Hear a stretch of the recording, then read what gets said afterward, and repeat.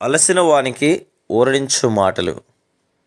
సహోదరుడు భక్తి సింగ్ గారి పరిచర్య నుండి సేకరించిన అనుదిన ధ్యానములు. డిసెంబరు 14.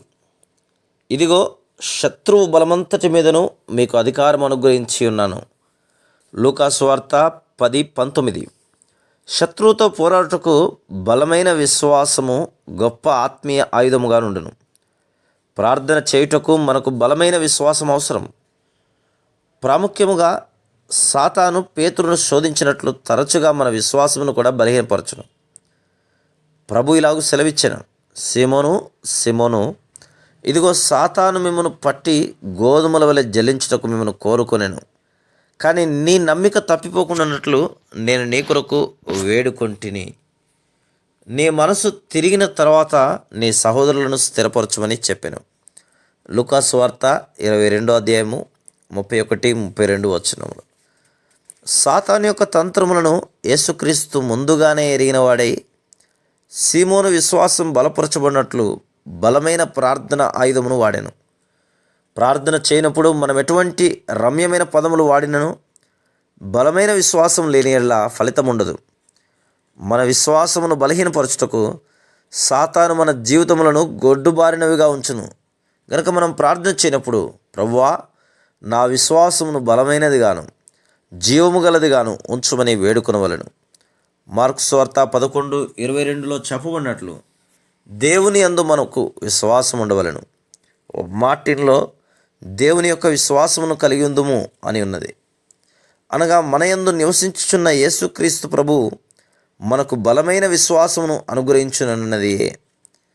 యేసుక్రీస్తు మనలోనికి వచ్చుట ద్వారా బలహీనమైన మన విశ్వాసం బలమైనదిగా చేయబడి సాతానును గద్దించి బంధించుటకు సహాయపడును. మరి యొక్క ఆత్మీయ ఆయుధం చీకటి శక్తులను బంధించుటకు నేర్చుకున్నటే. శత్రువు మనపై దాడి చేసినప్పుడు మనం వాని ఆయుధమును ఎరగవలను. లేని యెడల ఆ దాడి సాతాను వలన కలిగిందో కాదో మనం ఎరగము. కొన్ని దాడులు మనుష్యుల నుండి, మరికొన్ని సాతాను నుండి కలుగును.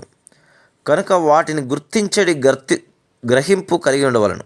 అప్పుడు మాత్రమే వాటిని ఎదుర్కొని అంధకార శక్తులను బంధించగలము.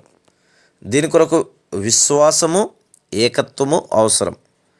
మరియు మీలో ఇద్దరు తాము వేడుకును దేనిగూర్చి అయినను భూమి మీద ఏకీభవించిన యెడల అది పరలోకమందున్న నా తండ్రి వలన వారికి దొరుకునని మీతో చెప్పుచున్నాను.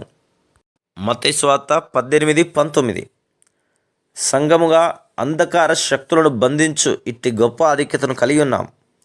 బహు కొద్ది మంది సేవకులు, సంఘములు, విశ్వాసులు మాత్రమే ఇట్లు బంధించగలుగుతున్నారు. కొందరైతే మంత్రముల వలె మాటలు వల్లించెదరు, కానీ సాతానును బంధించడి అధికారము కలిగి ఉండలేరు. మొట్టమొదటిగా మనము యేసుక్రీస్తు ప్రభు యొక్క అధికారమును కలిగి ఉండవలను. మనం ఓడిపోయిన జీవితములు జీవించుచు సాతానుకు చోటిచ్చుచు, ప్రభువా, అంధకార శక్తులను బంధించమని ప్రార్థించినను ఎట్టి క్రియ జరగదు.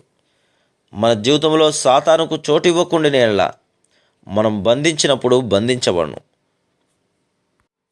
ఒకసారి మేము బహిరంగ సువార్తకు వెళితిమి. పరిచర్య ఆరంభించినప్పుడు మా గొంతులు బొంగురు పోయినట్లుండేవి. అటుపిమట కొన్ని నిమిషములకు పూర్తిగా పోయాను. అప్పుడు ఇది శత్రువు దాడి అని గుర్తించి వెనుకకు వెళ్ళి రాత్రంతయు ప్రార్థన ఎందుకు గడిపితిమి. మరుసటి దినమున మా గొంతులన్నీ స్పష్టముగా ఉండెను గనక విశ్వాసము, ఏకత్వము,